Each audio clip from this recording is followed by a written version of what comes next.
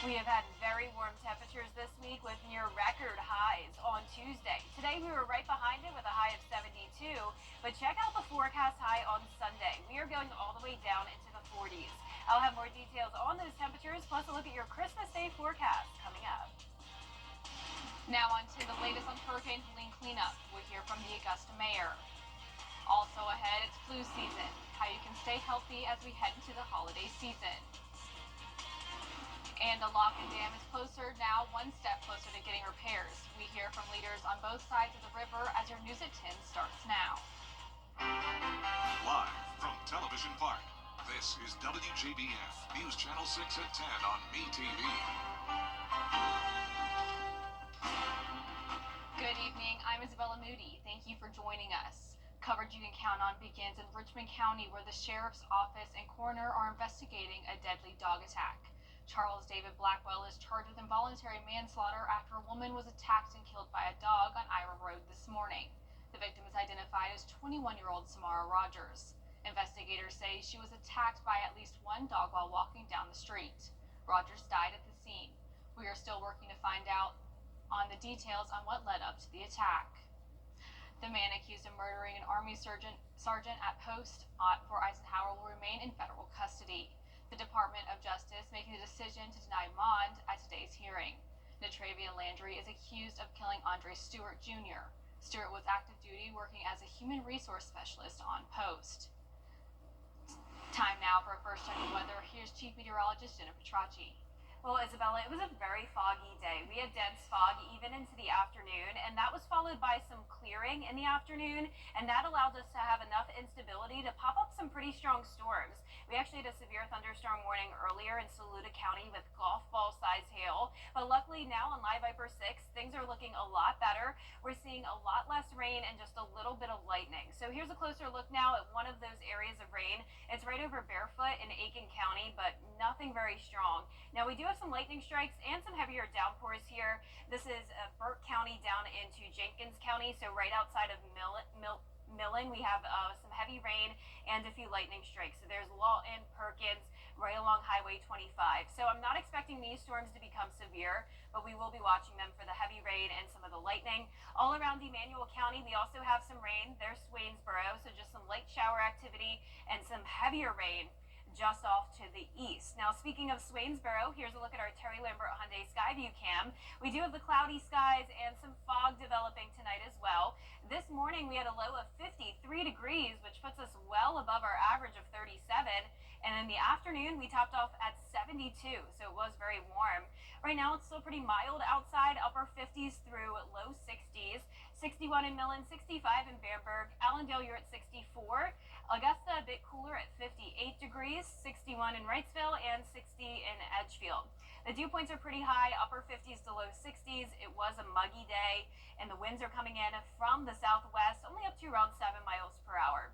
Now, as for our satellite and radar, you can see we have a cold front coming through, and behind the front, we will have some dry conditions tomorrow, a little bit of a cool down, but you'll definitely notice the cooler air by Friday. So notice tomorrow morning, we're still above average in the 50s, some fog through around 8 a.m., then mostly cloudy skies by 9 a.m. So we're going to be watching the colder temperatures by this weekend, a frigid start to your Saturday morning, then warmer by Christmas Day with the chance of rain again. I'll have more details on your forecast coming up, but back to you, Isabella. Thank you, Jenna. Gathering with family and friends might be on your to-do list during the holidays, but local health experts warn about you spreading germs in the process. Bria Smith has more. If a person has a bunch of respiratory complaints, if they're coughing, sneezing, the ideal thing is for them not to be around people. But that might not always be the case, with the holidays being the perfect time to gather with your loved ones. Doctors say it's an easy way to contract viruses like the flu if you're not careful. Whoever's hosting the party during the holidays may be wiping down surfaces routinely, door handles, that kind of thing, if you're going to have a lot of people over, just because that's a common way for people to transmit. And with many different viral infections, Dr. Hatal Takor explains most of the sickness we're seeing is due to the common cold. Viruses in general mutate, and because of that, there's always a different kind of form of it, and so every year, the flu vaccine's based on what we feel like the flu is going to be like for the year, and so that's why people say, oh, the shot doesn't work. That's not necessarily true. It just doesn't necessarily work as well as you'd want it to every year. But when is the right time to head to the doctor? If you start getting high fevers, if you start having a hard time breathing, you can't get up and go to the bathroom, or can't get to the kitchen, or if your heart's racing, if you're getting dizzy, it's time to go get checked out. If you're experiencing the common symptoms like congestion, sneezing, and sinus trouble, Dr. DeCore says you're more than likely able to stay home. In Augusta, Bria Smith, WJBF, News Channel 6. Augusta city leaders holding a third meeting on Helene recovery tonight. Mayor Garnett Johnson started the meeting by remembering the 7 people who died during the hurricane. He also mentioned that within the past few days, GEMA launched their Hearts Georgia program that will provide safe temporary housing for up to 6 months if you were displaced by the storm. They also provided updates on debris pickup. One person at tonight's meeting had concerns about Augusta's long-term recovery plan. My bigger issue is the long-term disaster recovery. I've been to a couple of the city meetings for that, and they're indicating that this is a fully volunteer requirement. The city is going to be hands-off. Keep in mind, this process is not going to end. We have 120 days at 100% reimbursement. We're going to ask for an extension, but even if we don't get the extension, we're going to continue to pick up debris until we've gotten it all picked up. The committee meets Friday at 12 at the Augusta Municipal Building. 2 Augusta commissioners are finishing up their terms. A special reception was held Wednesday for outgoing District 7 Commissioner Sean Franham and District 5 Commissioner Bobby Williams. Both men look back on their service to the city. Just helping people. I mean, you do this to help people, and it becomes a part of you. For me, almost 10 years, over 20% of my life I've served on this commission. I'm definitely going to miss it. Great time here at Augusta. I've always tried to make good decisions that would impact things we do in Augusta, impact our way of life.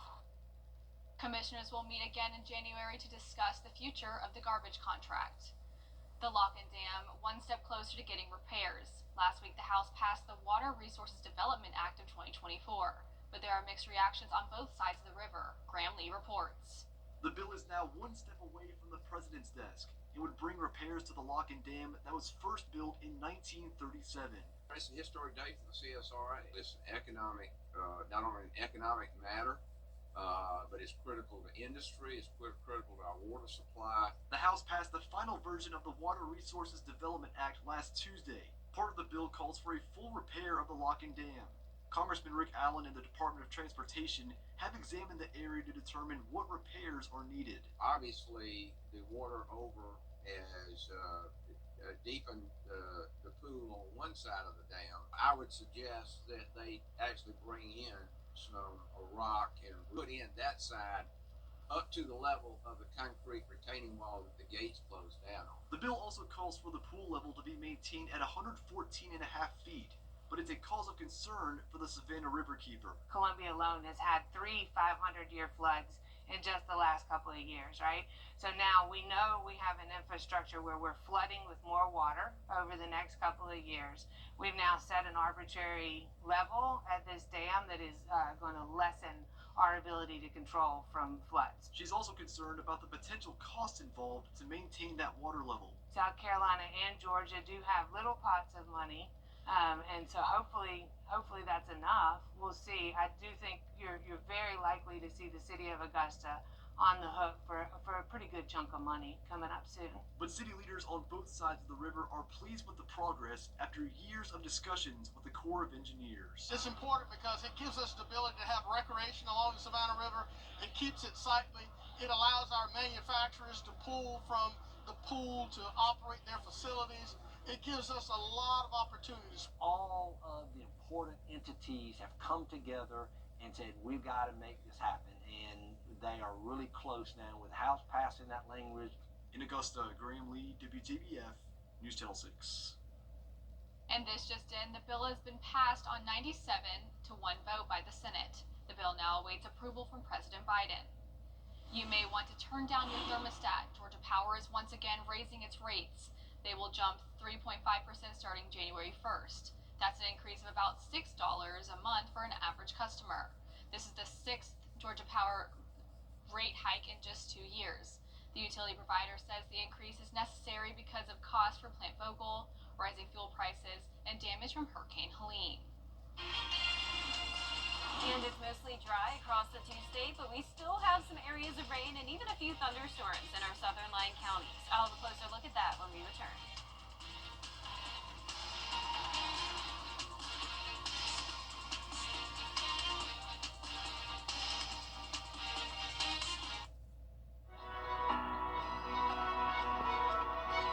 At your events, log on to WJBF.com, keyword community calendar. Now, your most accurate forecast with WJBF Live Viper 6. Welcome back. I hope you had a wonderful Wednesday, and I hope you stayed safe this morning if you were out and about in the dense fog. It was super dense all the way into the early afternoon, and then that was followed by a few strong to even severe storms, especially up in Saluda County.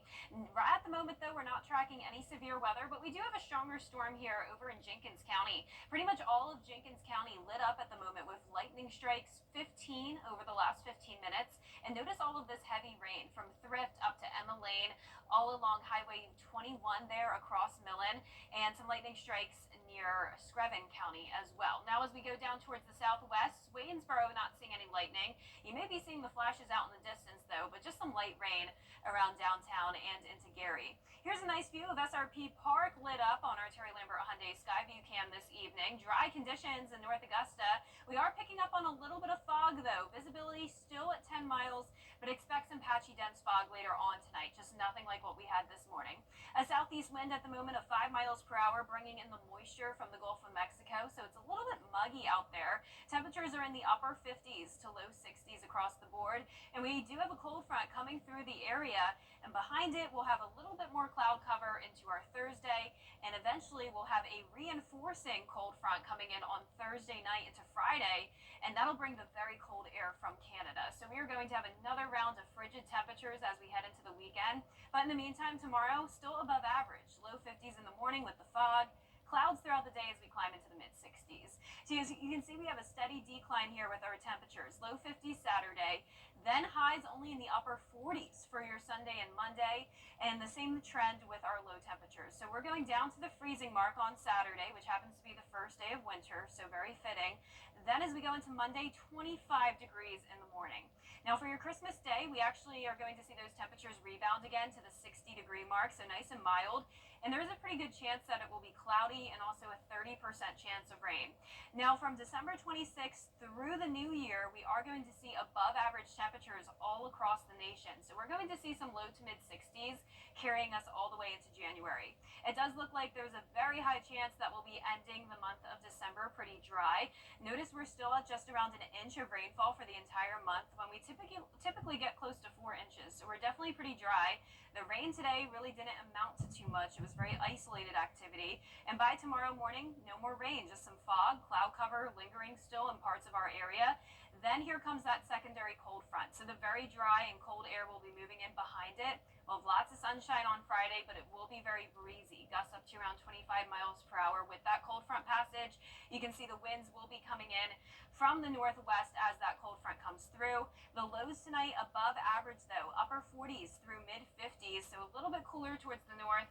And our highs tomorrow are going to be in the 60s across the board. So we're done with the 70s, but we're still going to have lots of 60s as we head into next week as well. Notice sunshine from Friday all the way through Monday, with the coldest morning being Monday morning.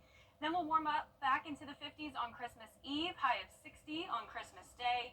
A few showers with those warmer temperatures all the way throughout next week. Thank you, Jenna. So, still ahead, the clock is ticking. The latest on the TikTok ban in America when coverage you can count on continues. If you've been arrested for a DUI in Georgia, you may only have 30 days to protect your license or your privilege to drive here. Hi, I'm Tiffany Duncan of DUI Duncan, the DUI firm here in Augusta. Visit our website at DUIDuncan.com to see what we've done to help so many drivers. If you've been arrested for a DUI in Georgia, call me now for a free consultation. While the firm, of course, cannot guarantee results, we do guarantee hard work and fast action. Remember the name, DUI Duncan. This drone madness. Coming up, meet this week's scholar athlete from Thompson High School. Hear what her parents and coaches have to say about her accomplishments in sports. Like quick win. Now, WJBF sports coverage you can count on. Tuesday State Football Championship officially wrapped up the 2024 high school football season, but one Thompson football senior is celebrating his next career milestone. Thompson senior Jordan Jones is taking his talents to Campbell University in North Carolina. The defensive tackle gathered with his family and friends this morning to celebrate his special day. Thompson finished out the year with a 9-4 record and an appearance in the GHSA quarterfinals. And each week we honor a scholar athlete that excels not only in the classroom but in the community. This week, scholar athlete is Janiah Drake from Thompson High School. Janiah plays both softball and track and field. This year, she was named first team all-region in softball.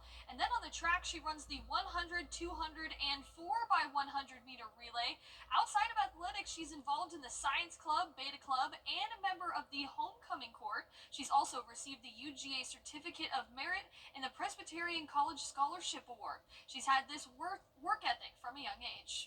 I started at a young age, about 7, and all the way up, I just playing travel ball, and I just loved it ever since.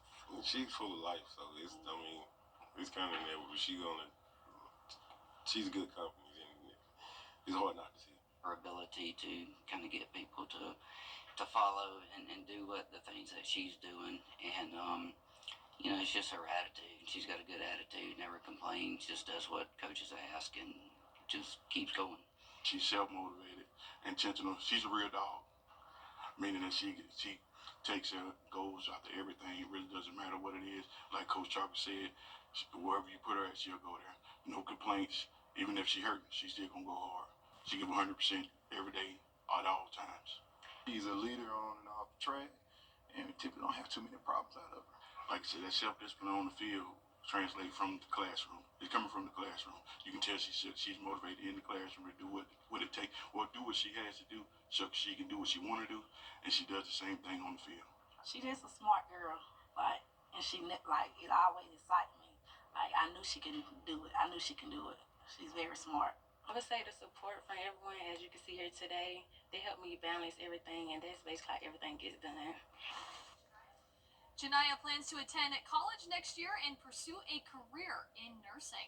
And over to men's basketball, Augusta U held their Columbia County Education Game Day, a fast-paced ball game from the start. Early on, Chavion Torrance on the run, throws it down, plus the foul. Now it's Evan Joyner who gets to the foul line, stops, pops, and hits from 15 feet. Joyner had 18 points this afternoon, and leading the way for Augusta once again is Dimitri Gardner. He goes to the bucket for 2. He had 29 points and 8 rebounds. The Jags beat USC Beaufort 105-96.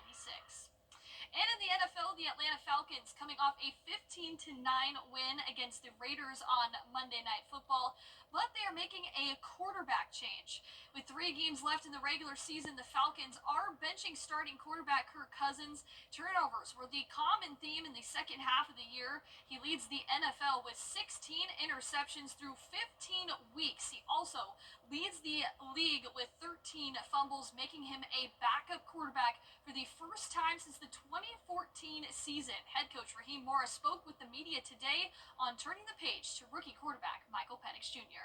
Michael's been the number 2, one snap away all year, and he's been in the preparation in the lab, ready to go. He's been grinding away, learning from Kurt, being around his coaches, being ready to go, knowing that every play could be the last snap for anybody. So, he's been doing all the normal preparation that you have to do in order to start a game. So he's ready to go. Penix will make his NFL debut this Sunday at 1 p.m. against the New York Giants at Mercedes-Benz Stadium. That'll do it for sports. We'll be back. Welcome to Nissan. Are you interested in a test drive? Absolutely. There's the all-new Kicks, the new V6-powered Frontier, and the Nissan Rogue. Consumer Guide's Best Buy 10 years in a row. Finished with all your holiday shopping? We are now. Hurry in to the Nissan year-end sales event. Get 0% financing for 60 months on Rogue, one of 6 Nissan vehicles with starting MSRP under $30,000.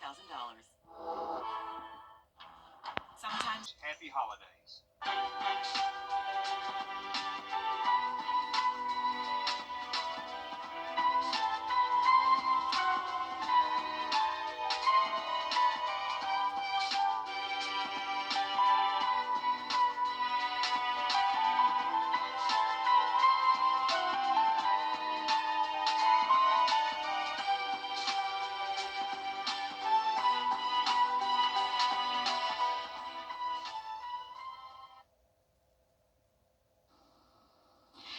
last but not least, Pickens Police responds to a burglary in progress. Body camera video shows the suspect inside a house. It was furry, green, and dressed as Santa. A short-foot pursuit led to capturing the subject, identified as the Grinch. The individual was charged with first-degree stealing Christmas and third-degree onion breath. Take a look.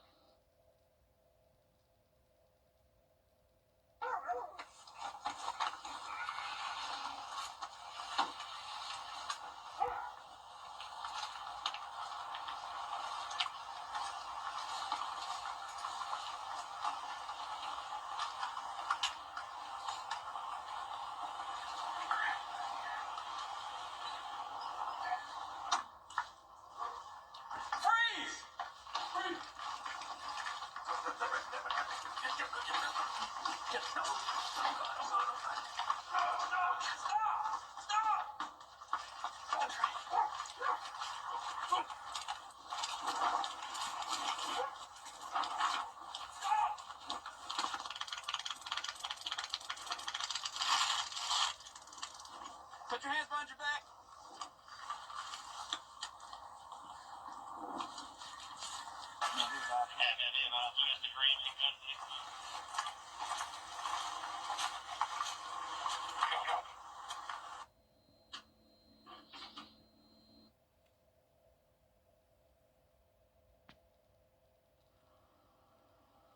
Okay, there's a lot to unpack here. Yeah, I don't know what's going on, but I'd definitely be scared. I will say I love The Grinch, though. My favorite Christmas movie. That is a good one. Really good. Well, Hogan's Heroes is next here on MeTV. Thank you for joining us tonight.